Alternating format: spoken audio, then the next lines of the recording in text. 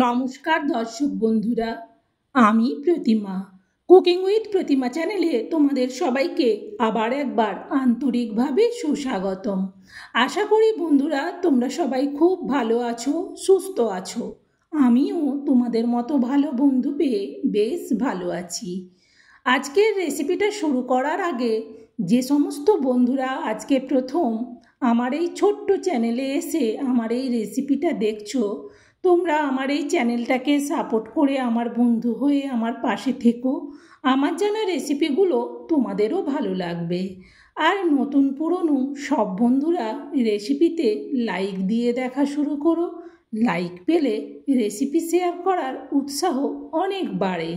আর রান্না করার সময় যেটুকু কষ্ট হয় সেই কষ্টটা আর কষ্টই মনে হয় না, কারণ বন্ধুদের পছন্দ হয়েছে, তাই তো বন্ধুরা লাইক দিয়েছে।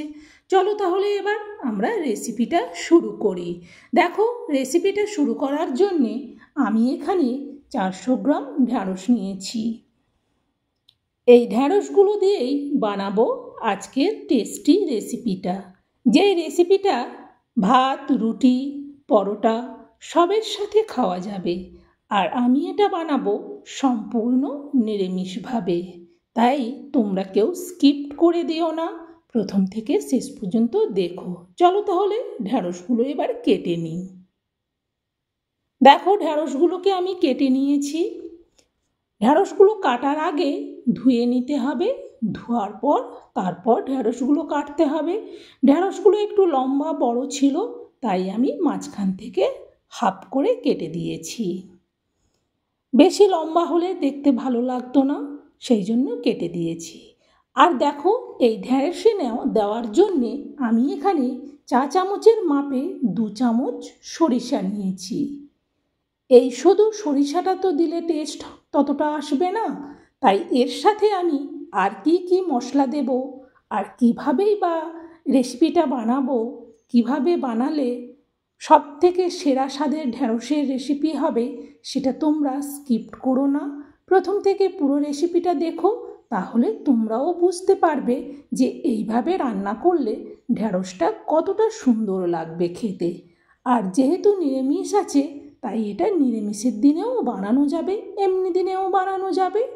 এবার আমি রান্না করে নেওয়ার জন্য গ্যাস জ্বেলে দিয়ে কড়া বসিয়ে দিয়ে তাতে দিয়ে দিলাম তেল। এবার খুন্তি দিয়ে তেলটাকে একটু চালিয়ে নেব।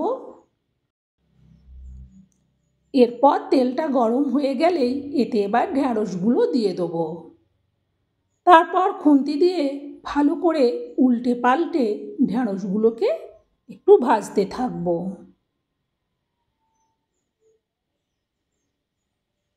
ঢ্যাঁড়সগুলো বেশ ভালো করে ভাজা হয়ে গেছে এদিক ওদিক, আর বেশি ভাজবো না। এইভাবে ঢ্যাঁড়সটা হয়ে গেলে এবার এটা নাবিয়ে নেব।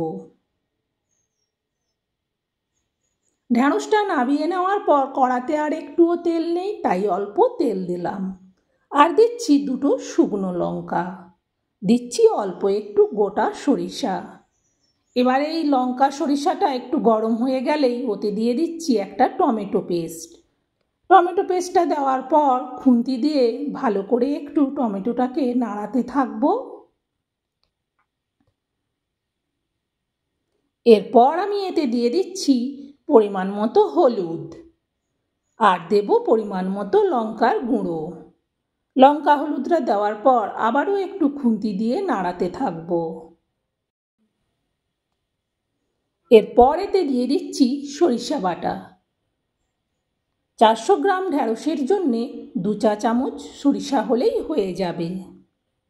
সরিষাটা দেওয়ার পর আবারও একটু ভালো করে খুন্তি দিয়ে নাড়াতে থাকবো। সরিষাটা যখন ভাজা হতে শুরু করবে, তখন এতে দিয়ে দেবো পরিমাণ মতো লবণ, আর দিচ্ছি অল্প একটু চিনি। লবণ চিনিটা দেওয়ার পর আবারও এটাকে নাড়াতে থাকবো, মশলাটা ভালো করে যেন ভাজা হয়। এই সরিষা বাটা দেওয়ার পর এবার আমি এতে দিয়ে দেবো, দেখো, কাজু বাটা। এখানে আমি 6-7 পিস কাজু নিয়েছিলাম, সেটাকে 2 ভাগ করে ভেঙে নিয়েছি। 2 ভাগ করে ভেঙে নিলে বাটতে সুবিধে, আর যেহেতু অল্প কাজু, এটাকে আমি শিলে বেটে নেব। চলো তাহলে বেটে নিয়ে ফিরে আসছি।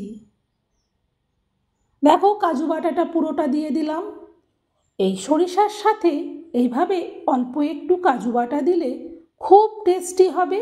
আর যদি কাজু বাটা না থাকে তাহলে চিনে বাদাম দিলেও হবে।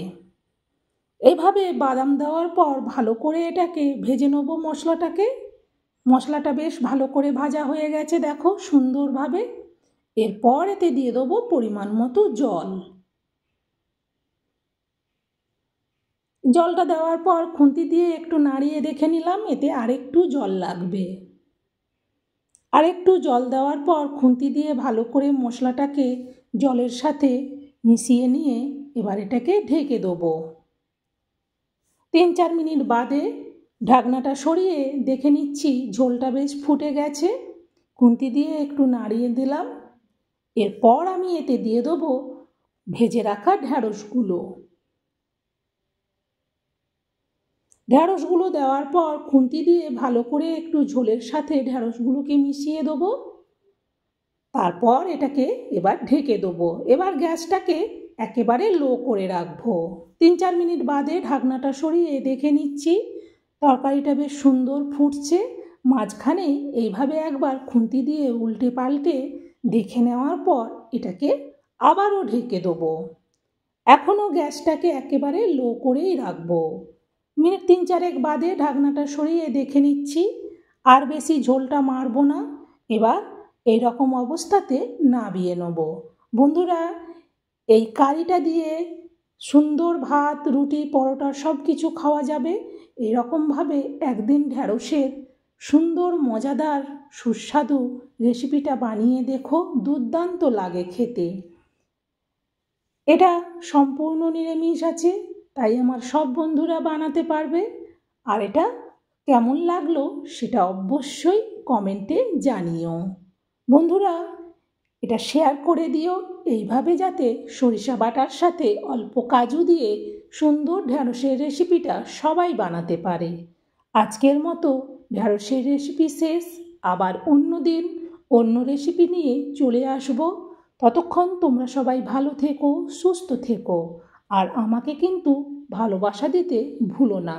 তোমাদের ভালোবাসায় আমি আমার জানা রেসিপিগুলো নিয়ে এক দিন এক একটা রেসিপি নিয়ে চলে আসব।